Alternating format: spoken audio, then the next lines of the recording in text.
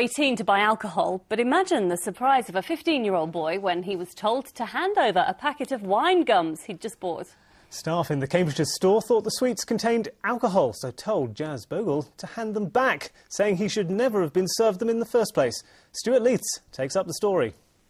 We're often hearing about the evils of underage drinking, with warnings against young teenagers getting their hands on beer, spirits, and now wine gums. At least that's what 15-year-old Jazz Bogle was led to believe when he tried to buy wine gums at a shop in Wisbech and was told he couldn't because he wasn't 18. Paid for them, and as I was walking away, the man called me back. He asked me how old I was, and I sort of hesitated, and I said 15. And then he said, "Sorry, I can't sell you these, you have to be 18. And he pulled the bag of wine gums out my bag and pointed to the wine in the wine gums and said, "Sorry, you have to be 18. Jazz was trying to buy the wine gums from the sweet section of this 99p store in Wisbech town centre. They actually get their name from the subtle flavours that are said to linger on your palate when eaten. But it seems that someone within the company had decided that there really was wine in the gums. First of all, I want to apologise for embarrassing him and, you know, for the whole scene that's come out of this incident. Obviously, it was an error on our side, and I think this is a computer glitch which has classified wine gums as an age-restricted product. Obviously, we sell liqueur chocolates and other products which are age-restricted, and I guess our system was a bit too diligent in trying to protect the public. The company has given Jazz a voucher for 9 free items as compensation, and of course he can continue to buy wine gums, as long as staff remember that you don't have to be a connoisseur to eat them. Stuart Leiths, Anglia News, Wisbech. Oh, we laugh, but I tell you what, when I was a child I thought they had wine in them too. Well, perhaps I can admit that as well. I don't know. Subtle flavours that linger on your palate. Is that what it's all about? Maybe. Now, we've told you all about Ollie Murs from Whittam in Essex and his progress in the X Factor. But there's another local connection too. Norwich City footballer Darryl Russell is following the show closely. His sister is taking part in the girl group Miss Frank. But has Darryl also inherited the family talent for singing? Jim Rice has been to find out.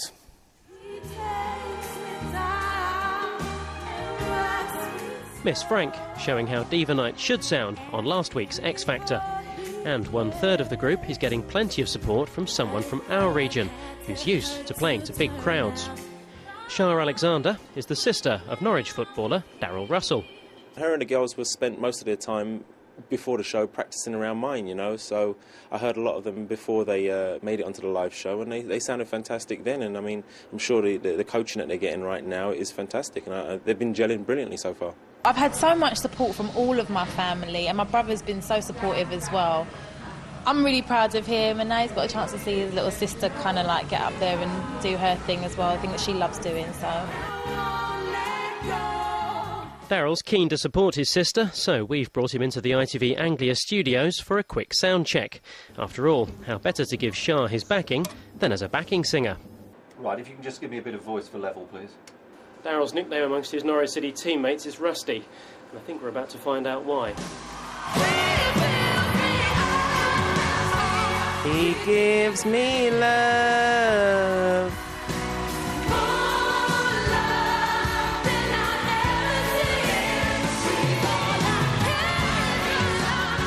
He's all I've got in this world, all the man that I need.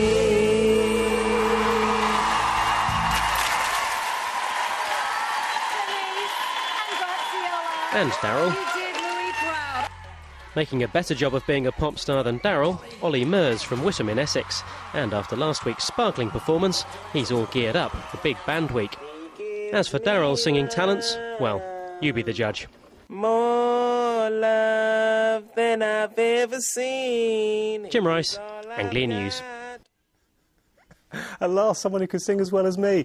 The X Factor is on ITV1 this weekend, 8 o'clock on Saturday and on Sunday. It's Anglia's 50th birthday next Tuesday. We've all been preparing all week for the big day. Now, Becky's disappeared off somewhere. Becky, where have you disappeared off to? Well, it gets a little bit lonely down there in the studio sometimes. I've come up to the next floor where it all happens. This is the production gallery, and it's full of very important people who we'll meet in a moment. And I guess in that sense, things haven't changed that much since the 50 years we started. Take a look at these pictures. These are fabulous. This is the gallery as it was then. The guy in the middle with the quiff, that's the director. We've got the vision mixer to one side and the PA to the other side. And we actually believe that gallery there is the same one that I'm standing in at the moment. Sorry, I'm a little bit out of breath. I've been running up 2 flights of stairs. So here we are. This is all very high tech, but still full of very important people like this man here. This is Kevin, the director, who's always shouting in my ear. How many of these buttons do you actually use? All of them, Becky. Now, seriously. Just that one. What, cut? Thanks, Kevin. Our lovely producer, Vanessa. And this is our PA, Becky. How are we doing? She does all the timings for the programme. How are we doing on the programme? About 20 seconds to spare, actually. OK, well, I can just lounge around here for a bit then. Now, we've been looking back at Anglia, how it was 50 years ago. And our next report, a little mystery that needs to be solved between the neighbouring towns of Galston and Great Yarmouth.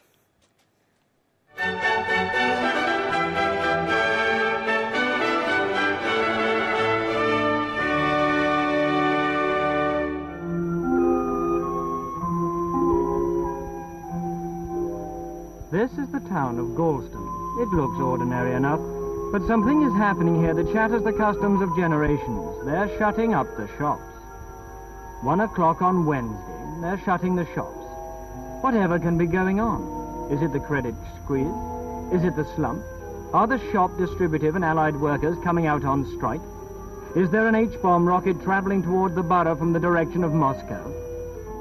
For no one knows how many years Galston and Yarmouth shops have been closing on a Thursday. But now Galston is going out on its own. Galston closes on a Wednesday.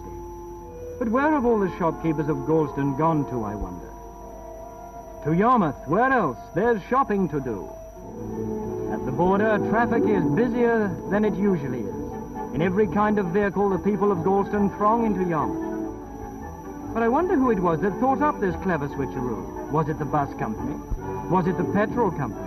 Or was it perhaps the cunning tradespeople of Yarmouth? But even if it was, then I'm sorry to say that it doesn't help them much. Because when Thursday comes round, Yarmouth closes. Now it's the turn of the Galston traders to rub their hands in glee and celebrate a bumper trading day. So far, so good for the shops. But think of the small tragedies that this rearrangement has caused, and think of the sad plight of this young man, alone except for his cigarette. He is a member of the shop distributive and allied workers in Yarmouth, and his girlfriend is a member in Galston. Thus now he is doomed every Thursday to walk through Yarmouth alone, thinking of her, while every Wednesday she walks Galston Beach alone, thinking of him. It may be good for trade, but it's bad for romance. Still, it's the price we must pay for progress. Well, you made it back then. They certainly knew how to tell a story in those days anyway. They were much more polite to you up there when you were there, when they are normally in your ear, I have to say. Right, get on with it, that's what they just said. The clocks, of course, go back this weekend. That always sparks a debate on whether we should change the clocks at all, stay on summertime, go over to European time, perhaps stay on double summertime. And even 50 years ago, that was being talked about on the streets of the Anglia region.